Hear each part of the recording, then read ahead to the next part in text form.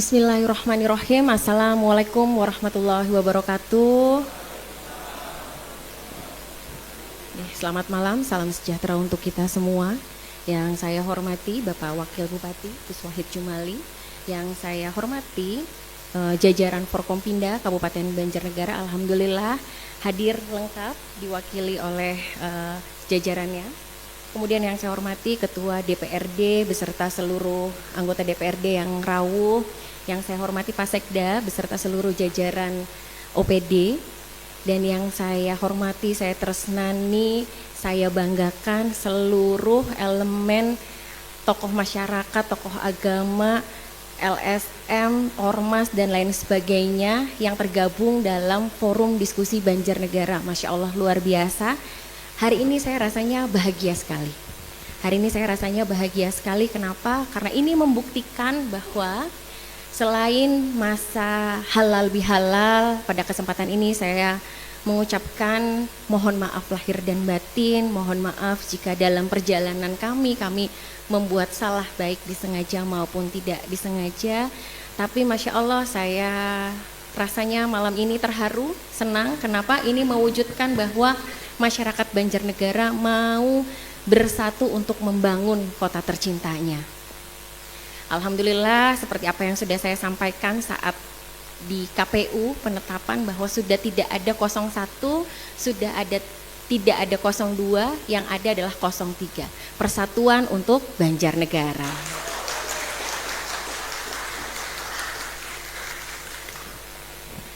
Saya berharap masukan-masukan dari Bapak Ibu sekalian yang hadir di sini bisa sama-sama pada saatnya nanti bisa mewujudkan Banjarnegara yang maju dan sejahtera sesuai apa yang kita cita-citakan.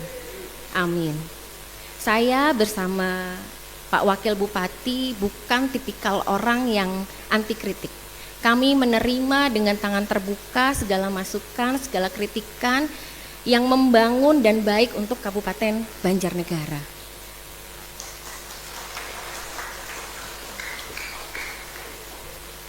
Hanya saja saya mohon dengan sangat gitu kan, karena media sosial ini kan sebuah wadah yang bisa digunakan oleh semuanya. Media sosial ini juga membawa nama Banjarnegara. Jadi saya sangat berharap boleh menyampaikan kritik, saran, masukan melalui media sosial, tapi saya berharap dengan tutur kata yang santun. Kenapa? Karena itu akan membawa citra Banjarnegara juga. Saya tidak baper dikritik di media sosial, TikTok, Facebook dan lain sebagainya, tidak. Saya malah mengucapkan terima kasih. Kenapa? Karena itu membuat saya bisa berlari bersama dengan teman-teman OPD. Kalau nggak ada itu, Pak Yusuf nanti tidur aja ya Pak Yusuf. Tapi kalau ada itu saya kirimkan, nih loh ada yang ngirim Pak Yusuf, coba dicek. Nanti kalau ada anggarannya kita bangun, kan seperti itu. Lalu ketika itu viral di media sosial, saya juga bisa menyatakan itu kepada teman-teman DPRD. Teman-teman DPRD, ini loh aspirasi dari masyarakat kita, ayo sama-sama kita pikirkan. Dari sekian banyak yang viral di media, ada satu yang membuat saya sebagai wanita merasa sedih. Sebagai bupati saya dikritik tidak masalah, sebagai pribadi saya tidak masalah, tapi sebagai wanita saya merasa sedih karena seperti dilecehkan. Ada kalimatnya mungkin sudah melihat naik motor di jalan rusak, kayak janjinya kayak pupune ibu-ibu kae, Masya Allah. Mungkin bisa menggunakan tata bahasa yang lain, karena walaupun tidak ke saya mungkin, tapi kan ibu-ibu kae itu banyak, berarti melecehkan banyak wanita yang ada di Kabupaten Banjarnegara. Jadi tolonglah pilih kosakata yang baik untuk menyampaikan masukan, kritik, saran. Kenapa? Karena itu kalau sampai didengar oleh kabupaten lain kan rasanya seperti gimana gitu. Jadi saya hanya berharap gitu kan, kita menggunakan media sosial dengan bijak. Lalu selanjutnya gitu kan, lagi tadi beberapa teman OPD juga menanyakan, ini Mbak lagi viral katanya terkait gebrakan 100 hari katanya kayak gitu. Ya, mohon maaf saya nggak mau gebrak-gebrak soalnya ya. Jadi yang namanya program 100 hari ini tidak bisa semerta-merta seperti membalikan telapak tangan. Tapi yang kami lakukan di Kabupaten Banjarnegara, bagaimana teman-teman OPD mulai bersinergi dengan kepemimpinan yang baru, membuat kegiatan yang tidak menggunakan APBD. Alhamdulillah Banjarnegara ini kemarin baru melaksanakan operasi katarak yang bekerja sama dengan Perdami, Persatuan Dokter Mata Indonesia. Di Jawa Tengah diadakannya di Banjarnegara, itu tanpa menggunakan APBD. Lalu kemudian kemarin bahu-membahu dengan segala elemen masyarakat, segala elemen organisasi, kita bisa menyelesaikan pembangunan hunian masyarakat desa Ratamba. Alhamdulillah itu gotong royong tidak menggunakan APBD, tapi itu selesai, kita bisa selesaikan insya Allah. Mungkin dalam waktu 1 bulan lagi semua hunian sudah bisa ditempati. Banyak kegiatan-kegiatan lain yang insya Allah dalam 100 hari ini kita lakukan kegiatan yang tidak menggunakan APBD. Kemarin terima kasih rekan-rekan DPRD memfasilitasi kegiatan Dinduk Capil. Banjarnegara satu-satunya yang sudah melaksanakan si cantik emas. Jadi kemarin dihadiri oleh Dirjen Dukcapil dan memastikan bahwa 8.000 belangko sebagai bonus karena inovasi yang sudah dilakukan oleh Banjarnegara. Jadi Bapak Ibu sekalian nggak usah khawatir kalau Banjarnegara kekurangan belangko. Kalau yang lain harus mengambil ke Jakarta, kemarin Pak Dirjen langsung menghantarkan 8.000 belangko untuk Kabupaten Banjarnegara. Dan gitu kan, mungkin sedikit saya ceritakan bahwa kondisi kami memulai ini bukan di awal, tapi di tengah-tengah. Karena kami dilantik tanggal 20 Februari. Yang Masya Allah luar biasa, itu hari bersejarah buat saya. Kenapa?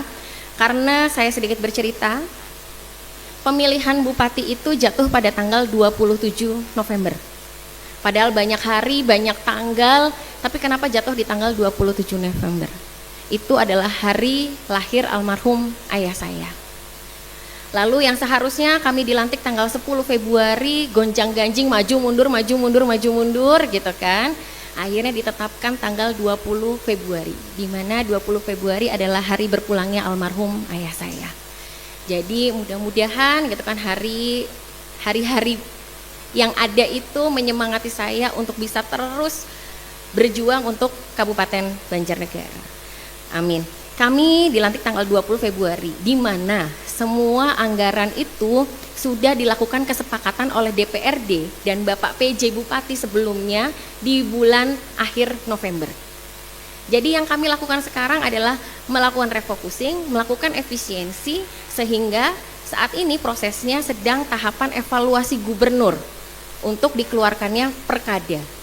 Jadi insya Allah gitu kan, ada beberapa titik nanti yang akan dijelaskan oleh PU gitu, bahwa sebelumnya saya hanya dibekali 11 miliar untuk membangun infrastruktur di Kabupaten Banjarnegara. Karena semua DAK itu semua baik provinsi maupun pusat itu dienolkan. Akhirnya berdasarkan kegiatan yang kita lakukan, kami melakukan refocusing, kami melakukan efisiensi, sehingga pada endingnya kami mendapatkan anggaran 48 miliar. Nah, 48 miliar ini memang tidak bisa semerta-merta membuat seluruh Kabupaten Banjarnegara halus. Kami harus melakukan prioritas-prioritas pembangunan yang urgent untuk dilakukan. Salah satunya yang mendesak adalah pembangunan pasar Karangkobar. Itu sudah tertunda hampir kurang lebih 1 tahun, sehingga kami tidak punya alasan untuk menundanya lagi, karena itu keberlangsungan untuk perekonomian. Lalu yang kedua, saya tidak bisa langsung memperbaiki jalan. Kenapa? Karena kurang lebih ada 8 jembatan di Kabupaten Banjarnegara ini putus, di mana itu mempengaruhi roda perekonomian, kemudian proses belajar mengajar, karena yang harusnya ditempuh dengan jarak 10 sampai 15 menit ini bisa sampai setengah jam bahkan 40 menit karena harus memutar. Jadi tahun ini yang akan saya selesaikan adalah pasar dan jembatan dulu. Sisanya prioritas jalan-jalan yang memang penghubung perekonomian. Seperti mungkin di sini ada yang dari Pandanarum, Angkruk Ranis insya Allah kita selesaikan, karena itu menghubungkan Pandanarum dengan Punggelan. Karena kalau misalnya tidak ada jalan itu, berarti dari Pandanarum mau ke Punggelan harus muter. Seperti itu. Jadi ketika misalnya bertanya, kok tidak semuanya dibangun? Ya mohon maaf, karena memang anggarannya juga tidak baik-baik saja. Nah alhamdulillah hari ini hadir semuanya. Saya juga mohon tolong sekali saya mohon dibantu terkait dengan pemerintah ini tugasnya hanya menganggarkan. Lalu setelah itu melalui proses lelang. Nah setelah lelang didapatkan pemenangnya, saya mohon ini peran serta masyarakat, peran serta DPRD nanti ditingkatkan lagi untuk mengawasi jalannya pembangunan ini. Sehingga gitu kan pembangunan ini benar-benar sesuai spesifikasi yang diinginkan oleh pemerintah, sehingga keawetannya juga terjaga. Saya cukup miris dengan kondisi yang terjadi di Kabupaten Banjarnegara. Bahasa Jawane niku dilosor-dilosoran nggih. Jadi dilelang jalan nilainya 1 juta, lalu ada yang menawar 750.000. Sebagai wanita itu saya senang Pak, karena dapat diskon Pak. Yang harusnya saya bayar 1 juta, saya harus membayar pemerintah ini hanya 750.000, karena tadi penawarnya hanya menawar 75%. Sebagai wanita saya senang Pak, karena 250.000-nya ini bisa balik lagi ke kas daerah, lalu dikelola lagi untuk kegiatan lainnya. Tapi sebagai bupati saya tidak senang Bapak. Saya lebih baik bayar 90%, saya lebih baik bayar 90%, tapi kondisi kualitasnya benar-benar terjaga daripada bayar 75% tapi baru 2 hari, baru 2 bulan, baru beberapa saat jalannya sudah hancur lagi. Nah ini alhamdulillah nih teman-teman dari LSM hadir, Masya Allah, terima kasih sekali Mas Prakas.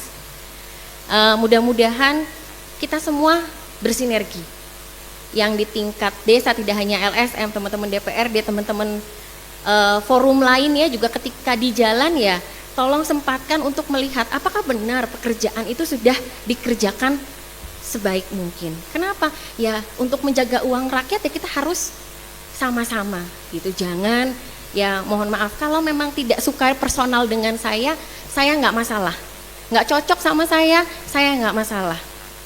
Tapi kalau kita memang cinta terhadap Banjarnegara, saya mohon 5 tahun ini bantu saya dan Bapak Wakil Bupati untuk memajukan Banjarnegara. Kalau nggak suka nanti ketemunya 5 tahun lagi. Yang kemarin sudah berbeda alur, saya dan Pak Wakil sudah dengan legowo ikhlas untuk merangkul semuanya. Jadi saya berharap teman-teman juga yang kemarin berbeda haluan, ayo kita turunkan ego, kita sama-sama buka hati, buka pikiran untuk bagaimana memajukan. Jadi mindsetnya bukan menjegal, tapi saling melengkapi, saling mengawasi untuk kebaikan Banjarnegara.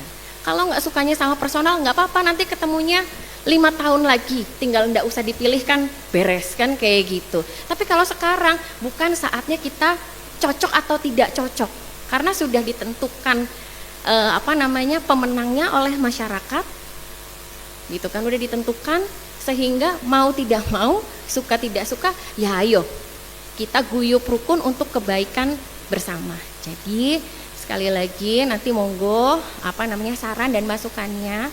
Kalau misalnya seandainya tidak bisa tuntas nih, karena tadi saya pikir jam 6, setengah 6 saya sudah siap.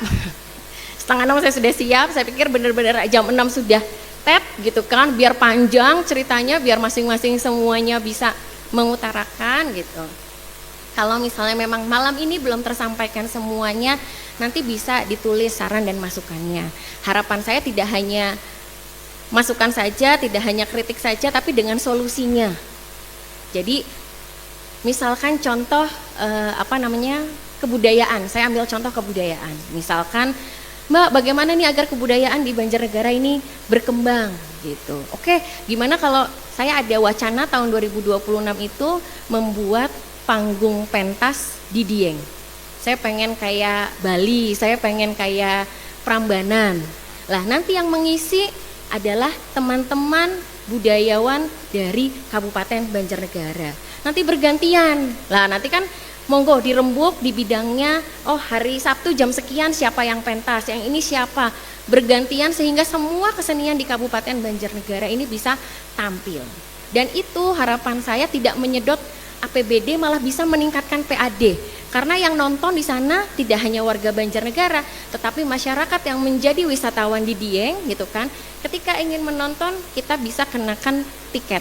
Tiket ini nanti sekian persen untuk PAD, sekian persennya dikembalikan kepada penggiat budaya untuk kegiatan yang bisa dilakukan terus-menerus. Jadi mudah-mudahan saya berharap gitu kan, Bapak Ibu pada saatnya nanti bisa mensumbangsihkan masukan-masukan, karena saya yakin Bapak Ibu yang hadir di sini ini karena saking tresnanya sama Banjarnegara, karena saking ingin membuat Banjarnegara ini lebih baik lagi. Masya Allah, ini ibu-ibu yang cantik-cantik, Masya Allah, luar biasa, cantiknya menetap ya Bu. Nah, termasuk kegiatan kita, saya mengapresiasi sekali kegiatan besok Kartini Run. Itu Pemda hanya memberikan sumbangsi sebesar 5 juta. Tetapi panitia menggandeng sponsor dan alhamdulillah saya diinfokan besok kurang lebih 1.200 peserta. Mudah-mudahan nanti penggiat-penggiat ekonomi, kebudayaan dan lain sebagainya bisa membuat event-event yang tentunya menjadi wadah untuk generasi penerus kita. Kenapa? Saya juga mohon tolong juga sekali lagi dibantu agar gitu Banjarnegara ini ke depan punya titik-titik kumpul sebagai wadah anak muda.